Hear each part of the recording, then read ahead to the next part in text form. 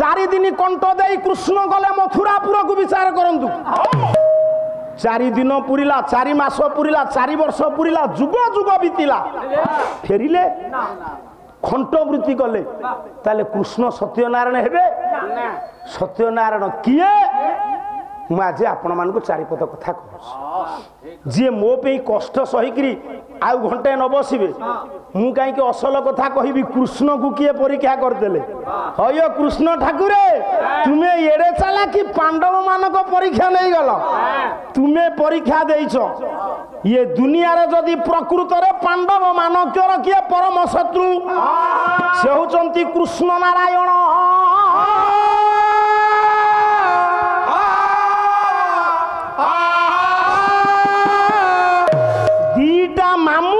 दीटा वंशर शत्रु ठीक है सार शुण जी आप बस प्रमाण नेबे जाए मत छाड़े कौरव मानकर मामू किए शकुनी से हूँ कौरव मानकर परम शत्रु पांडव वंशर मामू किए कृष्ण नुहति अभिमन्युकर मामू से कृष्ण होउचंती पांडवंकर परम शत्रु परीक्षा नेले जने सरस्वती नदी कूल आग को कहबी आग बुझंतु सत्य नारायण सत्य नारायण राम नारायण नुहंती कृष्ण नारायण नुहंती आउ जने नारायण अछंती मो माँ माने ताकू बेसी चिन्हिचंती से नारायण वर्ष को थरिए पूजा पांती से नारायण से सत्यनारायण ना से नारायण किए गोटे शुल्क गाइबी पाढ़ी बाबू आज पाला तुम शुल्क विहीन पाला ताले पंडिते किए से नारायण कला सप्त फणा नित देवंग चतुर्बाहु किरीटी नम्र पल्लवाकार पिंगला समश्रुलोचन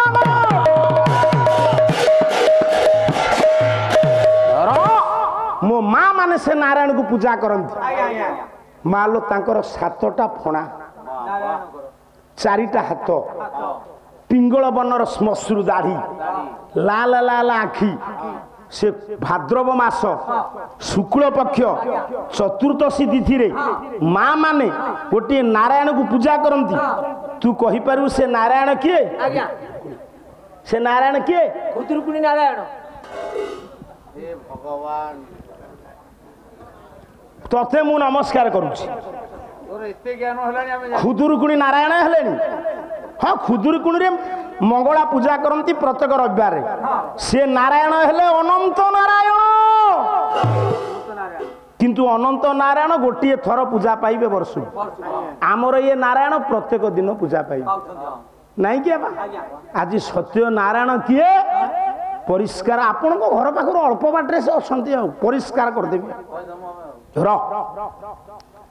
ताले पंडिते सत्यनारायण हेबे किए मु गोटे पद आपन को सुनाऊची कवि हेले कवि सूर्य बलदेव रथ बही किशोर चंद्र आनंद चंपू जो चंपू बोलिले किशोर चंद्र कृष्ण आनंद कहते क्षय पटल चंद्रा नन बही आनी देखाई देवी किशोर चंद्र आनंद चंपू किशोर चंद्रानंद चंपू नन ना गोटे पद कलाए क्षीर सागर आउ जने नारायण किए आज सत्यनारायण ठिकଣା आपण नेबे कृष्ण परीक्षा देबे पांडव मानकर कृष्ण शत्रु कि मित्र मित्र बस समय पाइले किए बाबू पचारि सुभद्रा कुआडे गले किछि नहले टंका 100-200 नदेले कहबी केमती गरीब ब्राह्मण मु भिक्षा मागी चलुछि तांकु नदेले चलिब से कहले कहले मु पैसा पई पाला गाउनी पैसा पे तुमे बेसी गाउछ कानून कहि दियो से तांको पैसा हमकु दे देबे तांकु देबे ता संगत पैसा दे दो तू नन्ना को पैसा ता हमकु दे दे देखिया किति पळेइबे पैसा आंकर बेसी लब जेतक मास्टरिया गायक मास्टर हिदेबे गायक हिदेबे खाली बाईगण धरा उठे सस्ता कहूँ से बाईगण को चिपी चिपी लोतरा करदे मु जान नहीं ये जी आपण मैंने बस मास्टर गायक खाली से मास्टर नुह आपण मैंने किए थे मत खराब भाव ପୁଅ କଲା କ୍ଷୀର ସାଗର ସମ୍ଭବା କୁଚ କୁମ୍ଭ ଏ ଯୁଗଳ ପରିରମ୍ଭ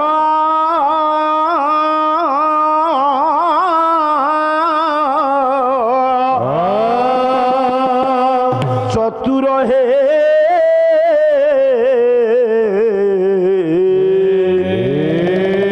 ଶ୍ୱାସ ରହିଲା କଲିଜା ଫାଟିଯିବ କ୍ଷମାନୁ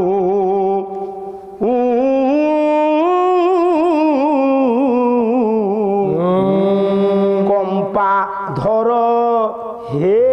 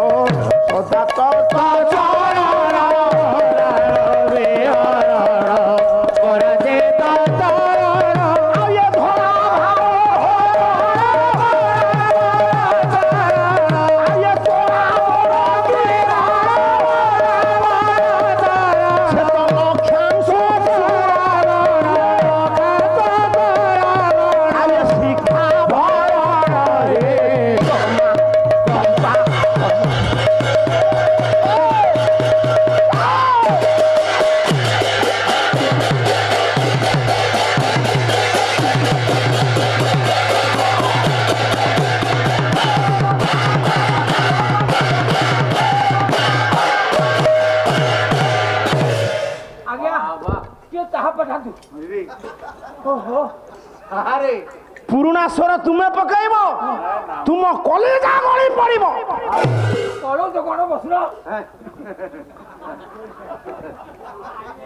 ସାରେ କବି ସୂର୍ଯ୍ୟଙ୍କର ଲେଖା ଚାଲିଛି ସେ କହୁଛି ଚା ଟିକେ ପଠାନ୍ତୁ ତା ମୁଣ୍ଡ କୋଉଠି ଦେଖ ঘরে চা পিও না সেই যুগরে এ কাগজ খোলকু কামুড়ি পকাউছু কি মিঠা লাগুଛି ଆଜ୍ଞା সে কাগজকু কামুড়ুছি ইয়ার অভ্যাস নাই সে কামুকু দেখলে কাগজ কাହିଁ কামুড়ুছু না নাই কামুড়ুনি তাকে হালকেইকিরি পিবু কামুড়ুছু কোন পথিরেইকি পালার ওইলা এমনি মলাঙ্গ ভଳିଆ দেখাଯାଏ ঘরে খাইকি নাই খাই গোটে দাঁতু কিলোଛୁ ভা তোতে মু সেই দিনঠু মো ব্রহ্ম তাতি যাইছি তাଙ୍କ বসা ঘরକୁ ଯୋଉ ଦିନ ତୁ ଯାଇଛୁ আচ্ছা আচ্ছা তাহলে কবি সূর্য বলদেব রথ কইলে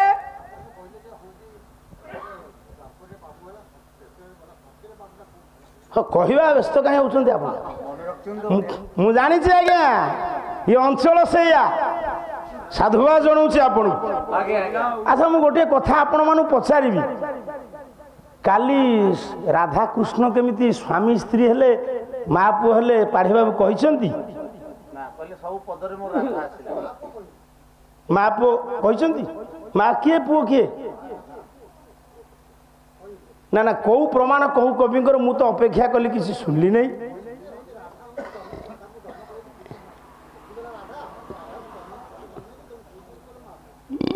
ଦେବକୀଙ୍କ ଗର୍ଭରୁ ଜନ୍ମ ହେଲେ କୃଷ୍ଣ ଯଶୋଦାଙ୍କ ଉପରେ ବଢିଲେ ଆମକୁ ଗୋଟେ କବିଙ୍କର ପ୍ରମାଣ ଦେବାକୁ ପଡିବ ଯେମିତି ମୁଁ ଦେଲି ସେମିତି କୃଷ୍ଣ ହେବେ ପୁଅ ରାଧା ହେବେ ମା କୃଷ୍ଣ ହେବେ ସ୍ୱାମୀ ରାଧା ହେବେ ସ୍ତ୍ରୀ ଆଉ ଦେଇନାହାନ୍ତି ତ ଆଉ କହୁଛନ୍ତି କଣ ଆମେ ସବୁ ଜାଣିଛୁ। ରାଧା କହିଲେ ଗୋଟିଏ ଶବ୍ଦରେ ଛିଡ଼ିବ। ଜଗନ୍ନାଥ ଦାସ ରାଧା ଶବ୍ଦ କାହିଁକି ଆଣିଲେ ନାହିଁ? ବଳରାମ ଦାସ କହିଲେ ଜୀବଟି ରାଧା ଅଙ୍ଗ ହୋଇ ପରମ କୃଷ୍ଣ ବୋଲୁ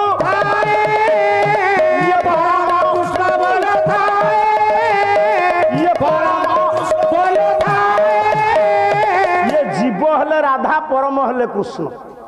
ସେଇ କଥାକୁ ଶୂନ୍ୟ ସଂହିତା କହିଲା ଅଧେ ରାଧା ଅଧେ କୃଷ୍ଣ ଅର୍ଦ୍ଧ ଆତ୍ମା ଏକ ଅର୍ଦ୍ଧ ଅର୍ଦ୍ଧ ରୂପ ବୋଲି ଜାଣନ୍ତି ବିବେକ। ତେଣୁ ଜୀବ ହେଲେ ରାଧା ପରମ ହେଲେ କୃଷ୍ଣ। ଜଗନ୍ନାଥ ଦାସ ପରକ୍ଷରେ ଲେଖିଲେ କହିଲେ ଏକଇ ବୃକ୍ଷେ ପକ୍ଷୀ ଦୁଇ ଇଏ ବସନ୍ତି ପ୍ରିୟ ଭାବ ବହି ସୁକ ସାରୀ ସାରୀ ହଉଛି ରାଧା ଜୀବ ପରମ ହେଲେ କୃଷ୍ଣ। ତେଣୁକରି ଜଗନ୍ନାଥ ଦାସଙ୍କ ଦୃଷ୍ଟିରେ ରାଧା କୃଷ୍ଣ ହେଲେ ଗୋଟିଏ। ନିଜେ ଜଗନ୍ନାଥ ଦାସ ରାଧା ରୂପରେ ଆସିଥିଲେ। ପ୍ରତାପ ରୁଦ୍ରଦେବ ଯେତେବେଳେ ବନ୍ଦୀ କରିଦେଲେ ଜଗନ୍ନାଥ ଦାସ ନାରୀ ତାଙ୍କଠୁ କ୍ଷୀର ପିଉଥିଲେ ଶିଶୁ ଅନନ୍ତ।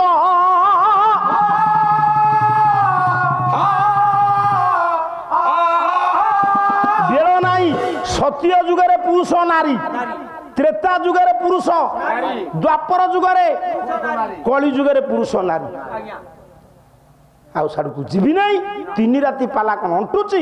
ତେଣୁ ପୁଅ ଆଉ ମୁଁ କଣ କହୁଛି ନା କ୍ଷୀରସାଗରରୁ ସମ୍ଭବୀ ଥିଲେ କିଏ? ଲକ୍ଷ୍ମୀ। ତାଙ୍କର କୁଚ କୁମ୍ଭକୁ ପରିରମ୍ଭ କହିଲା ଆଶ୍ରୟ। ଏଠି ଯେତେ ପିଲା ସବୁ ବସିଛ ତୁମେ କାହା କୁଚ କୁମ୍ଭକୁ ଆଶ୍ରା କରି ବଡ ହେଇଛ? ମାର ଅମୃତ ଭାଣ୍ଡ ଗୋଟେ ଝିଅ କେତେବେଳେ ବାହା ହବ, ଜାୟା ହବ, ଜନନୀ ହବ, ତା ପୂର୍ବରୁ ଭଗବାନ ତା ଛାତିରେ ଦୁଇଟି ଅମୃତ ଭାଣ୍ଡ ଥୋଇଛି। ଅମୃତ ସନ୍ତାନ ଜନ୍ମ ନେଲେ ଅମୃତ ପାନ କରିବ। ପଚାରିଥିଲି କ୍ଷୀର ବିଷ ବୋଳା କ୍ଷୀର ଦେଲା ପୁତନା, ମଲା ପୁତନା। ବିଷ ଦିଏ ଯିଏ ସେ ମରେ। ତାର ଅର୍ଥ କିଛି ନାହିଁ। ଖାଲି ରାଧା ରାଧା ହେଇକି ଗଲ ଭଜନରୁ ଦିଅଣ୍ଟା ବୋଲିକି। ମୋ କହିବାର ତାତ୍ପର୍ଯ୍ୟ ସାଡ଼କୁ ଯାଉନାହିଁ। ସେ କୁଚ କୁମ୍ଭକୁ ଆଶ୍ରା କରିଥିଲେ। ସ୍ୱାମୀ ବି ସ୍ତ୍ରୀର କୁଚ କୁମ୍ଭକୁ ଆଶ୍ରା କରେ ପ୍ରୀତି ସମ୍ପନ୍ନ କଲାବେଳେ। ତେଣୁ ଆପଣ ମା ହିସାବରେ ନିଅନ୍ତୁ କି ସ୍ୱାମୀ ହିସାବରେ ଯୋଉ ସ୍ତ୍ରୀ ହିସାବରେ ନିଅନ୍ତୁ। ଏବଂ ଭୂତ ଯୋଉ ଲକ୍ଷ୍ମୀ ତାଙ୍କ ସ୍ୱାମୀ ହେଲେ କିଏ? ନାରାୟଣଙ୍କର କେଇଟି ସ୍ତ୍ରୀ? ଆଜ୍ଞା ନାଇଁ ଆଜ୍ଞା ତିନିଟା। ଖାଲି ନାରାୟଣଙ୍କର ତିନିଟା ନୁହଁ, ଶିବଙ୍କର ତିନିଟା ସ୍ତ୍ରୀ। ଖାଲି ଶିବଙ୍କର ନୁହେଁ, ବ୍ରହ୍ମାଙ୍କର ବି ତିନି ସ୍ତ୍ରୀ।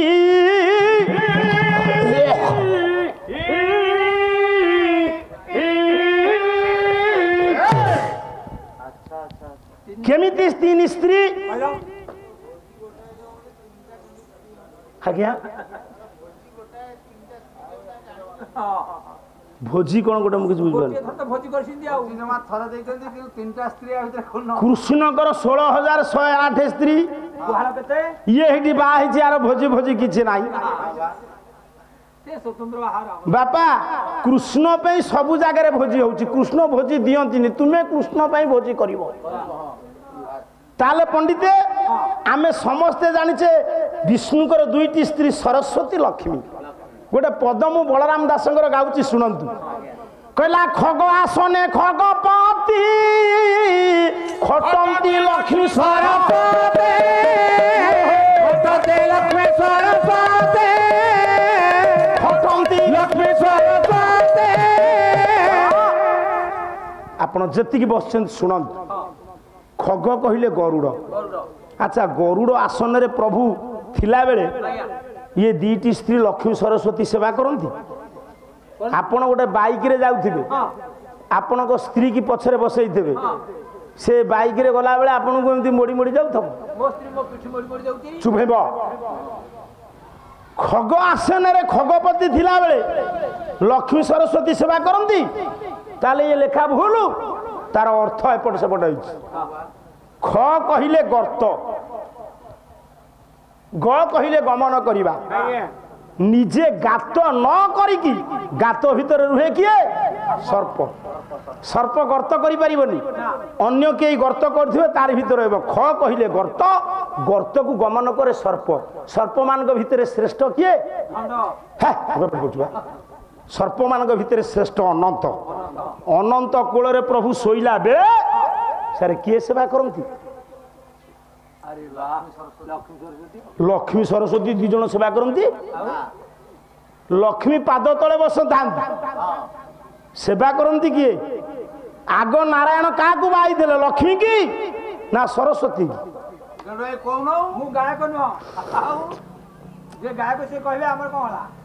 ବ୍ରାହ୍ମଣ ମାନେ ବୋଲୁଛନ୍ତି ଏଠି ବସିଛି ଆମର ବେଣୁଧର।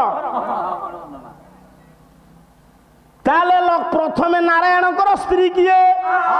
ନାରାୟଣଙ୍କର ସ୍ତ୍ରୀ ବସୁଧେମ ଗର୍ଭସୀ। ଓଡ଼ିଆରେ କହନ୍ତୁ ବସୁଧା ମା ହଉଛନ୍ତି ନାରାୟଣଙ୍କର ସ୍ତ୍ରୀ।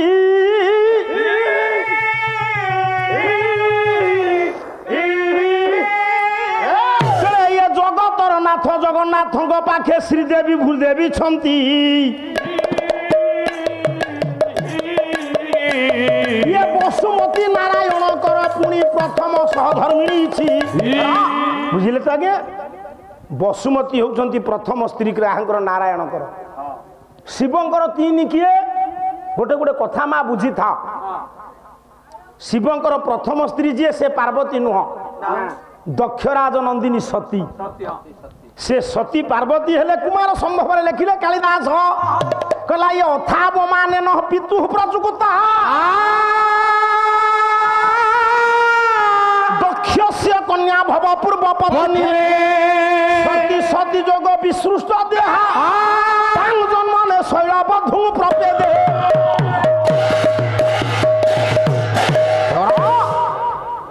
କେମିତି ସଂସ୍କୃତ ଅର୍ଥ ହଉଛି ପଣ୍ଡିତେ ଶୁଣନ୍ତୁ। ଅର୍ଥ ଅବମାନେନ ଅଥାବମାନେନ। ଇଏ ଦି ଜଣ ଦେବତାଙ୍କର ତିନି ତିନି ସ୍ତ୍ରୀ କହିଦେଲେ ତାପରେ ନାରାୟଣ ପାଖକୁ ଯିବା। ଯେତେବେଳେ ଅପମାନ ପାଇଲେ ସତୀ କାଠୁ ନିଜ ବାପା ଠାରୁ, ସ୍ୱାମୀ ଶିବଙ୍କର ନିନ୍ଦା ଯେତେବେଳେ କଲେ କିଏ? ଦକ୍ଷ। ପୁଅ ଗୋଟେ ଝିଅ ବାହା ହେଇ ସାରିବା ପରେ ତାର ଇଷ୍ଟ ହୁଏ ସ୍ୱାମୀ। ସେ ଝିଅର ବାପା ଯଦି ଜୋଇଁକି ନିନ୍ଦା କରିବ ସେ ଝିଅ ସହିପାରିବ? ଯେତେବେଳେ ଦକ୍ଷ ପ୍ରଜାପତି ନିନ୍ଦା କରିଛନ୍ତି ଶିବଙ୍କୁ, କାନରେ ହାତ ଦେଇଦେଲେ ସତୀ କହିଲେ ମୁଁ ଅନନ୍ୟ ସୁଲଭ ମୃତ୍ୟୁଞ୍ଜୟ ମଙ୍ଗଳମୟ ଶିବଙ୍କର ନିନ୍ଦାଟାକୁ ମୁଁ ଶ୍ରୁତି ପଥରେ ଆପଣାନ କରି ସାରା ଶରୀରକୁ ମୁଁ ପାପ ସିକ୍ତ କରିଦେଲେଣି। ଟିକେ ଧୀରେ ଧୀରେ ଆଜ୍ଞା। ତେଣୁକରି ଏ ପାପ ଶରୀରକୁ ନେଇକି ଶିବଙ୍କ ପାଖକୁ ଯିବି। ସେଇଠି ଦକ୍ଷ ନନ୍ଦିନୀ ସତୀ କଣ କଲେ ନା ଭୁଲ। କେମିତି ଭୁଲ ମୁଁ ଆପଣଙ୍କୁ କହିବି। ଏଇ ଭୁଲ ତଥ୍ୟ ଗାୟକ ଦେଇକିରି ସବୁ ଅଡୁଆ କରିଛନ୍ତି। ଯଦି କୁଣ୍ଡୁକୁ ଡେଇଁ ପଡ଼ିଲେ ତାହେଲେ ତାପରେ କେମିତି ପାର୍ବତୀ ହେଲେ? କହିଲା ନିଜ ଶରୀର ନିଜ ହାତେ ନାସି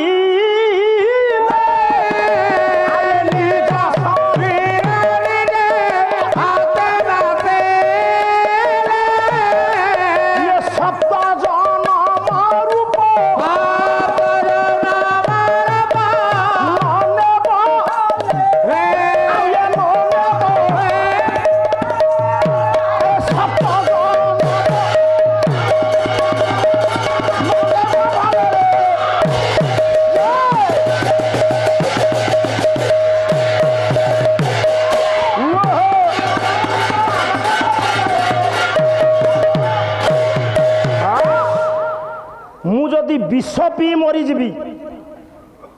मुझे रसी लगे मरबी मुझे निआ को डेबी पानी की डे मरबी 7 जन्म जाए मनीष जन्म पाइबी ना ठीक ना नहीं ना नहीं कौन दक्ष नंदिनी जदि अग्नि की डेले मु प्रमाण देवी आपको एड़ा बड़ कथा आप प्रमाण देवी धीरे धीरे पिला जदि दक्ष नंदिनी सती यज्ञ कुंड को डेले मौसा पार्वती केमिति हेले अर्थ अवमानन अथावमानन शिव कहले भव तांकर पूर्व पत्नी सती ଯଜ୍ଞ କୁଣ୍ଡକୁ ଡେଇଁଲେ ନା ନା କଣ କେମିତି କଲେ ଆଉ ତୁଳସୀଦାସ ରାମଚରିତ ମାନସ ମାନସରୁ ପଦ୍ଧତି ମୁଁ ଶୁଣୁଥିଲି ଆଜି ପାଲା କିଛି କବି ଫବି ନାହିଁ ନା ତୁଳସୀଦାସ ରାମଚରିତ ମାନସ ଆଜ୍ଞା ସତୀ କଣ କଲେ ଆଜ୍ଞା ନା ସେତେବେଳେ ନାରୀ ମାନଙ୍କର ଗୋଟେ ପାୱାର ଥିଲା ପାୱାର ସତୀ ନାରୀ ଆଜ୍ଞା ନିଜ ସାମର୍ଥ୍ୟ ଅନୁସାରେ ପ୍ରାଣାୟାମ ସୂତ୍ରରେ ଶରୀରରୁ ପ୍ରାଣବାୟୁକୁ ଉଡେଇ ଦଉଥିଲା ବୁଝୁ ଦାଦି ସ୍ୱାମୀ ମରିଗଲା ପରେ ସ୍ତ୍ରୀ ବିଧବା ହୁଏନି ସ୍ୱାମୀ ମଲା ସ୍ତ୍ରୀ ସ୍ୱାମୀର ରୂପକୁ ଦେଖୁ କି କାନରେ ଶୁଣୁ ପ୍ରାଣବାୟୁ ଉଡ଼ିଯିବ କାନ୍ତ କୃତେ ପ୍ରାଣ ତ୍ୟକ୍ତା ସତୀ କହିଲେ ଏ ଅପବିତ୍ର ଶରୀରକୁ ମୁଁ ଦର୍ଶନ କରିବିନି ନାରାୟଣକୁ ଡାକିଲେ ନାରାୟଣ ଯେତେବେଳେ ଆସିଲେ ଯୋଗ ବଳରେ ଶରୀରରୁ ପ୍ରାଣବାୟୁକୁ ଉଡେଇ ଦେଲେ ଆପଣଙ୍କ ଘରେ ଜାଳିଲାରୁ ନିଆଁ ରୋଷେଇ ହେଲା ଆପଣ ମଉସା ସେ ଖାଦ୍ୟ ଖାଇଲେ ତାକୁ ହଜମ କଲା ଆଉ ଗୋଟେ ନିଆଁ ଆଜ୍ଞା ଗ୍ୟାସ ହବ ଟିକା ଚୁପ ହେଇ ବସ ଜଠରାଗ୍ନି ନାଇଁ ଆଜ୍ଞା ଜଣ ଜଣଙ୍କର ଖାଇବାକୁ ଇଚ୍ଛା ନହେଲେ ଆପଣ କହନ୍ତି ମୋର ମାନ୍ଦାଗ୍ନି ହେଇଛି ଆପଣ ମୋ ଉପରେ ରାଗିଗଲେ ଆପଣଙ୍କ ଭିତରେ ଗୋଟେ ଅଗ୍ନି କ୍ରିଏଟ ହେଲା ସୃଷ୍ଟି ହେଲା ସେଠୁ ହେଉଛି କ୍ରୋଧାଗ୍ନି ବୟସ ଅଛି ସ୍ତ୍ରୀ ମରିଗଲା ଆମ ଭିତରେ ଗୋଟେ ନିଆଁ ସୃଷ୍ଟି ହେଲା ବିରହା ନଳ ସେହିପରି ଆମ ଶରୀର ଭିତରେ ଯୋଗ ହେଉଛି ଗୋଟେ ଅନଳ ଯୋଗାନଳ